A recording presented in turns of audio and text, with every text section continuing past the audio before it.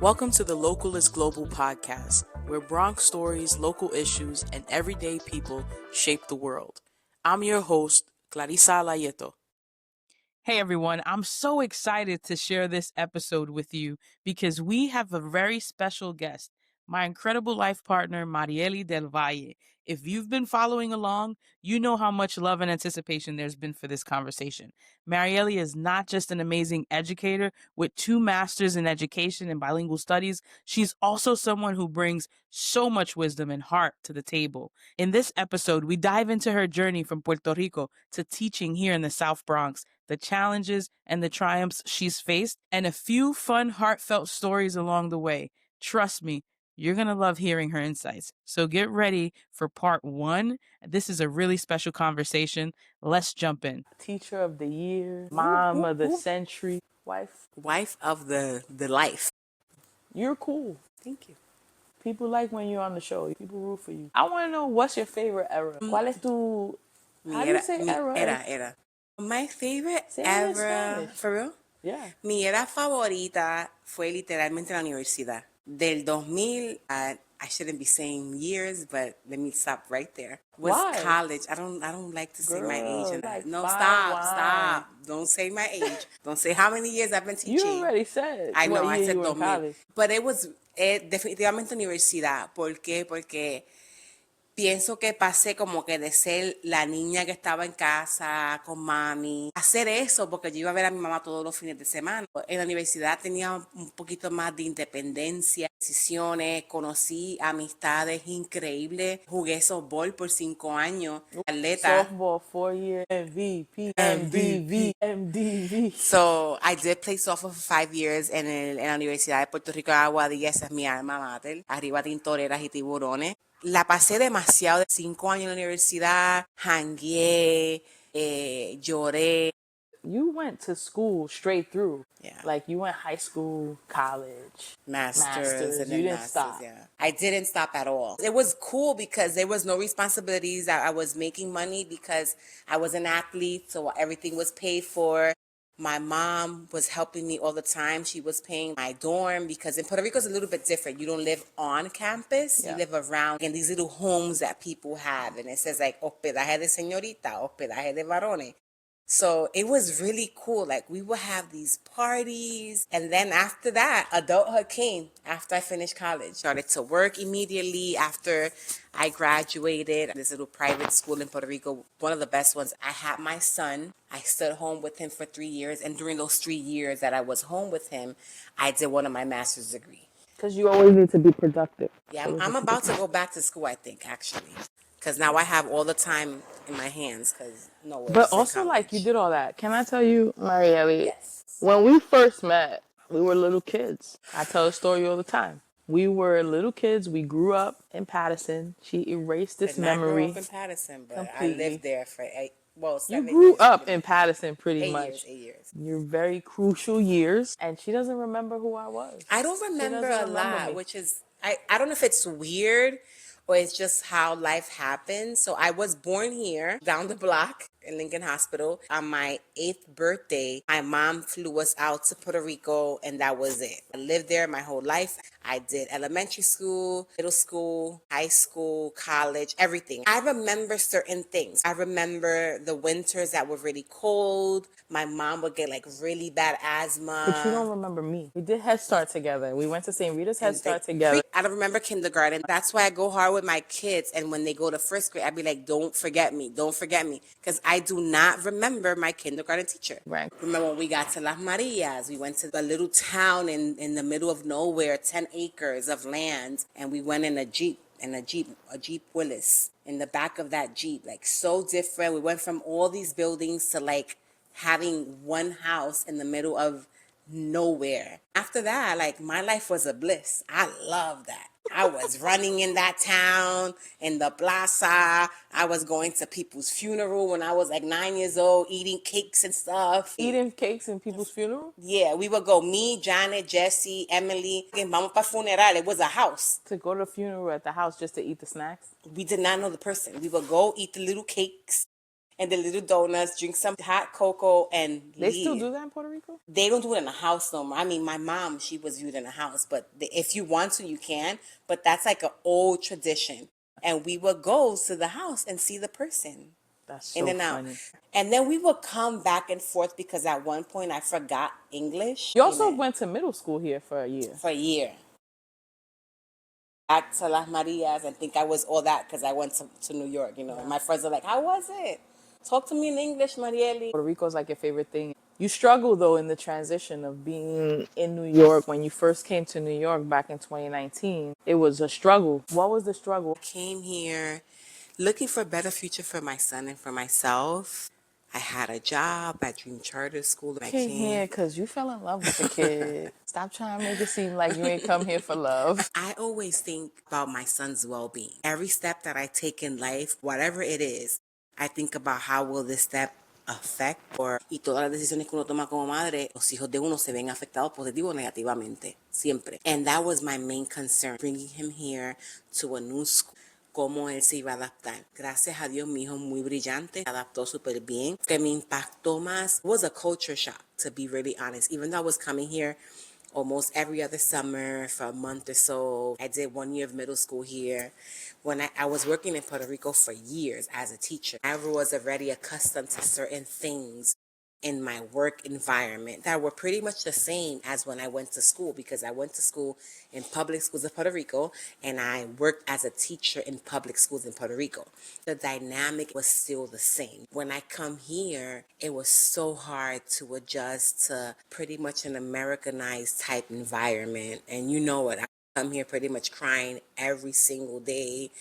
I was about to quit and go right back to Puerto Rico because it was a lot. For the first time in my life, I felt like I didn't belong. And I still do sometimes. I have that battle, even though I'm so well prepared. My wife thinks I'm really amazing. I doubt myself a lot. I would say on a daily basis, I'm doubting myself as a professional. I think we do that as women, as Latinas in spaces, period. We spend so much time in our minds and in our heads doubting ourselves and feeling like imposters and feeling like we are not the experts in our fields. We do that a lot. And I say that to you too. I was talking to a friend at work. We were texting, and I was like, I really doubt myself when I have to get into certain spaces. My English, I don't think is as well as them. I have 2 masters, and I'm in my head. I didn't do those masters here in the States. I did it in Puerto Rico, and they might think something about me, and it's all me. I got a lot better, and you could speak about that. Like, I'm more confident in what I do. I'm just in my head a lot, and it's here.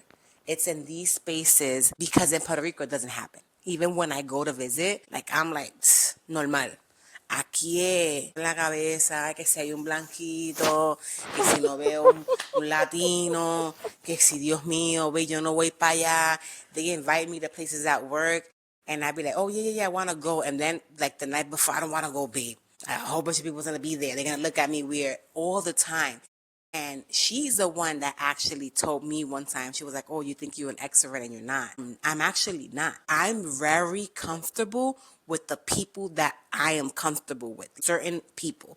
And those are people that I can count with my hands. And with those people, you're Soy extroverted yo. because you feel comfortable. Soy Right? yo, hablo español with my co, with Maisie. I love being with her.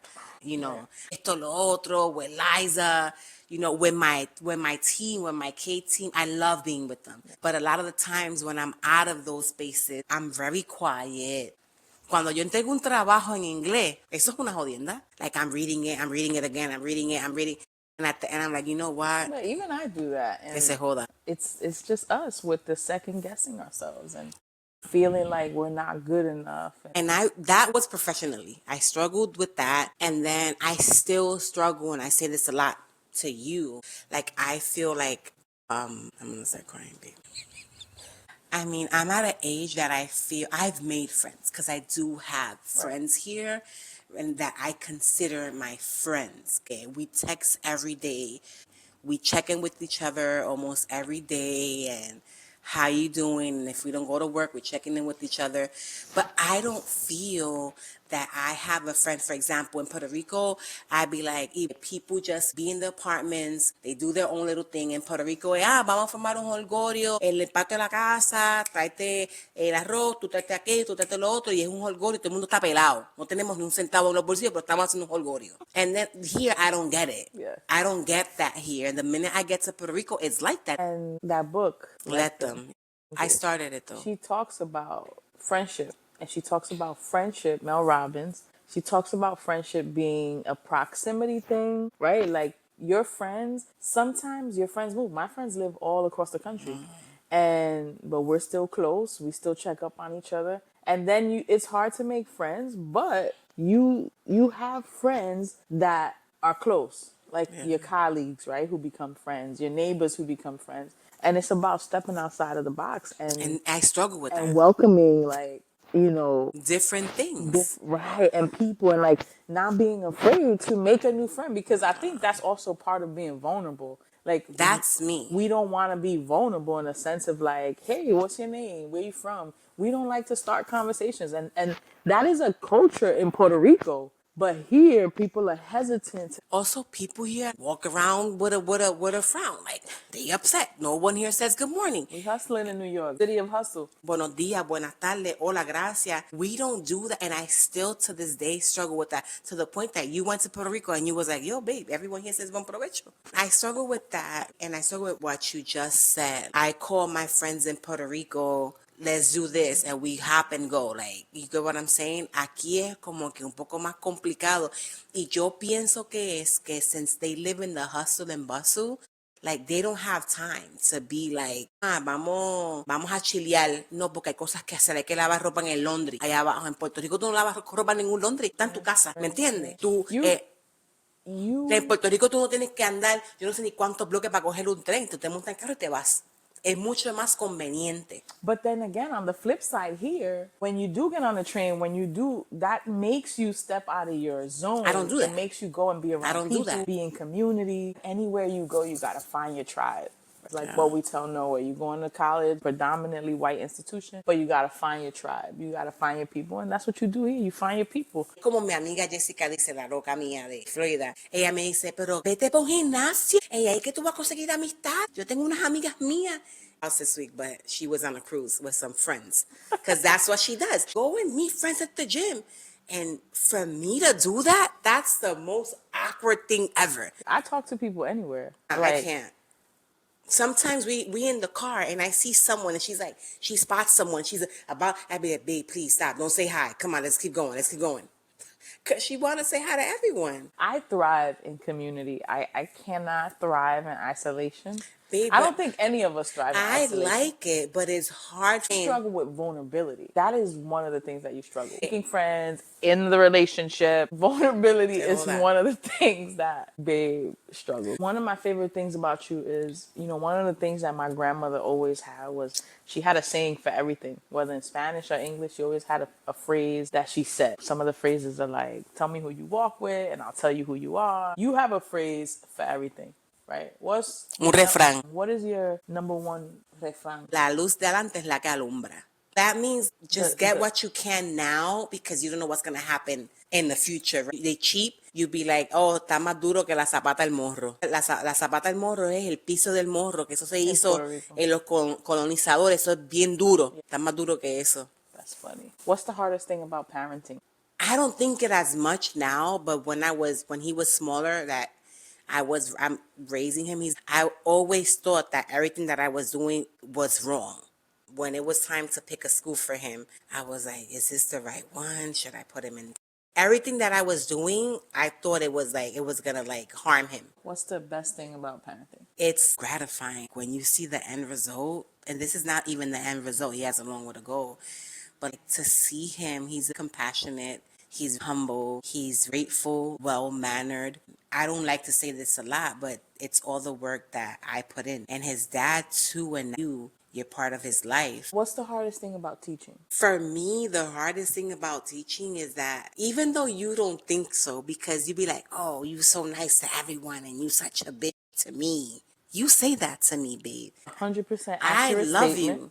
I love you. Yeah. Pero soy tremendita, and I know, and you know why? Because I was the youngest child for a while, and I was defending myself from my siblings that weren't too nice to me. I loved them, but when I was little, I was a pain, and I had to defend myself. And that's why I'm like that sometimes.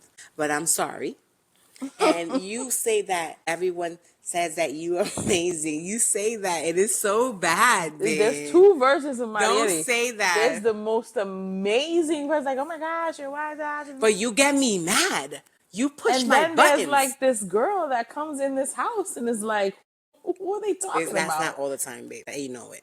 I don't think that it's the same Stop person. The that, same person babe. that leaves this house is not the same person And I that leave goes to mad work. sometimes.